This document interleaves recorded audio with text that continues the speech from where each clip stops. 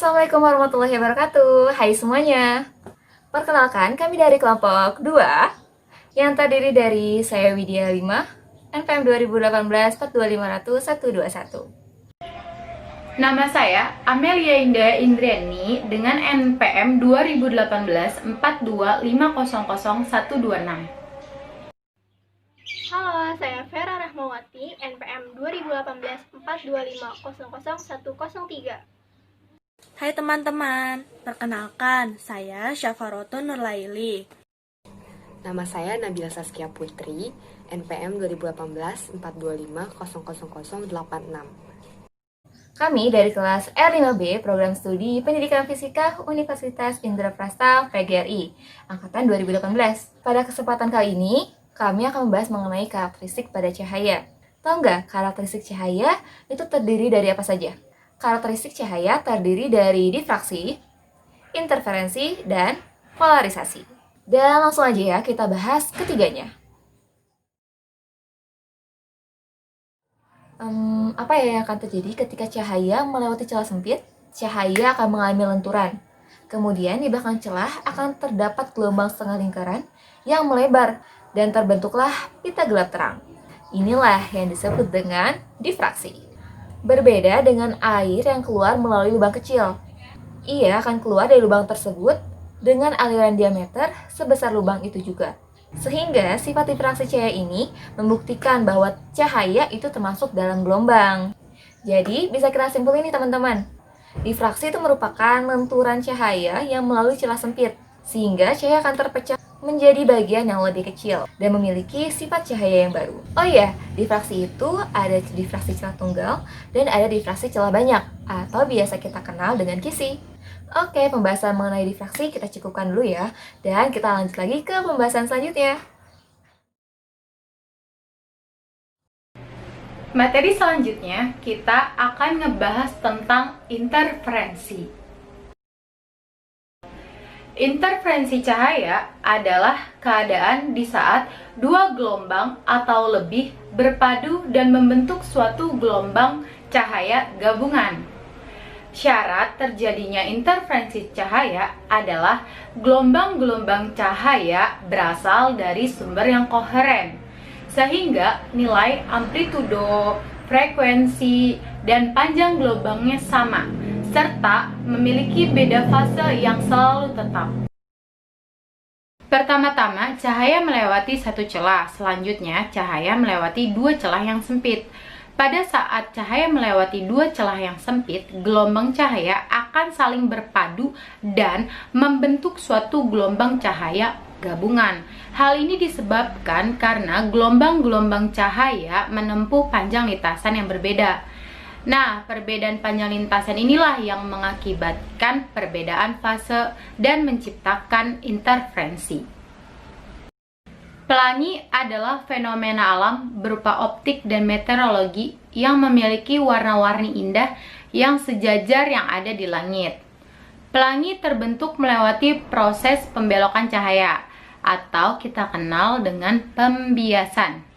Proses pembiasan pada pelangi akan tertata secara berstruktur yang akan menghasilkan warna-warni yang indah pada pelangi.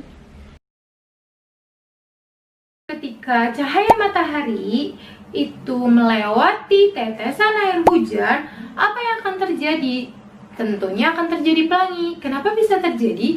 Karena ketika cahaya matahari melewati tetesan air hujan, cahaya tersebut akan dibengkokkan, sehingga warna-warna tersebut akan membentuk warna-warni dan berpisah dengan warna yang lainnya. Setiap warna-warna dari pelangi akan dibengkokkan dengan sudut yang berbeda, sehingga membentuk suatu warna. Lalu, warna yang paling pertama kali dibengkokkan adalah warna ungu. Warna yang terakhir dibengkokkan adalah warna merah, serta akan menyusul warna-warna lainnya seperti jingga, kuning, hijau, biru, dan nila. Cahaya matahari adalah cahaya yang terdiri dari beberapa warna atau biasa disebut dengan polikromatik. Cahaya yang bisa tampak di mata manusia tanpa alat bantu hanya ada 7 warna, di antaranya warna merah, kuning, hijau, biru, nila, jingga, dan ungu. Warna-warna tersebut dapat disebut dengan cahaya tampak. Cahaya tampak memiliki frekuensi sekitar 10 pangkat 15 Hz dan memiliki panjang gelombang sekitar 400 nanometer sampai 800 nanometer. Di dalam pelangi, mengapa warna merah selalu di atas dan warna ungu selalu di bawah? Hal tersebut bisa terjadi karena warna merah memiliki panjang gelombang yang paling panjang, sekaligus memiliki frekuensi yang paling rendah. Sedangkan warna ungu memiliki panjang gelombang terpendek, juga frekuensi yang paling besar. Polarisasi cahaya. Yuk, check this out. Dikutip dari Ensiklopedia Britannica, polarisasi merupakan sifat radiasi elektromagnetik tertentu yang arah dan besarnya medan listrik yang bergetar saling terkait dengan cara tertentu. Cahaya dapat terpolarisasi oleh pemantulan atau dengan melewatkannya melalui filter yang memancarkan getaran pada suatu bidang, tetapi tidak pada bidang lainnya. Polarisasi itu ada 5 nih. Yang pertama, polarisasi akibat pemantulan. Yang kedua, polarisasi akibat pemantulan dan pembiasan. Yang ketiga, polarisasi akibat pembiasan ganda. Yang keempat, polarisasi akibat absorpsi selektif. Dan yang kelima, polarisasi akibat hamburan. Kenapa langit berwarna biru? Berikut adalah penjelasannya. Di siang hari, terutama saat cuaca cerah, langit akan tampak berwarna biru. Sebenarnya fenomena ini sama dengan fenomena lautan, di mana lautan akan tampak berwarna biru saat kita melihatnya dari jauh. Tetapi saat kita mendekatinya, airnya terlihat bening. Tentu muncul di benak kita, bagaimana bisa langit berwarna biru? Sebenarnya hal ini dapat dijelaskan secara ilmiah. Sumber cahaya pada alam semesta adalah matahari. Sinarnya berwarna putih akan memancarkan ke planet-planet yang mengitarinya, termasuk bumi yang kita tinggali. Ketika sinarnya memancarkan bumi, maka sinar tersebut akan melewati atmosfer bumi. Dalam praktikum fisika, atmosfer bumi dapat diibaratkan sebagai prisma kaca. Atmosfer bumi yang banyak mengandung gas ini dapat menyebabkan cahaya akan terpecah-pecah saat melewatinya. Cahaya yang terpecah akan berubah menjadi gelombang yang berbeda-beda. Ada gelombang panjang dan ada gelombang pendek. Gelombang panjang akan berubah menjadi warna jingga, kuning, dan merah. Sedangkan gelombang pendek akan berubah menjadi warna hijau dan biru. Warna-warna tersebutlah yang dapat diterima oleh retina mata kita. Jika gelombang panjang dapat diteruskan lurus hingga jarak yang sangat jauh, maka gelombang pendek sebagian besar akan berhambur di angkasa. Hal ini yang menyebabkan sebagian besar warna langit berwarna biru, bukan warna yang lainnya.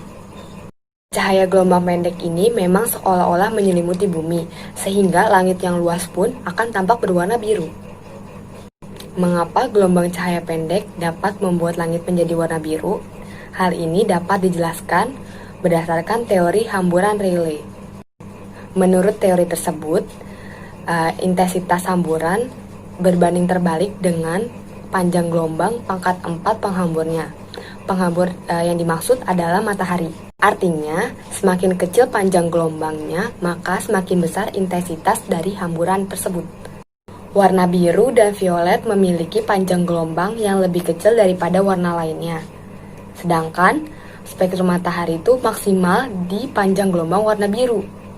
Hal ini menyebabkan rentan visible yang dihamburkan oleh atmosfer itu dominan berwarna biru. Sekian pembahasan dari kami. Semangat terus ya dalam belajar. Wassalamualaikum warahmatullahi wabarakatuh. Bye-bye.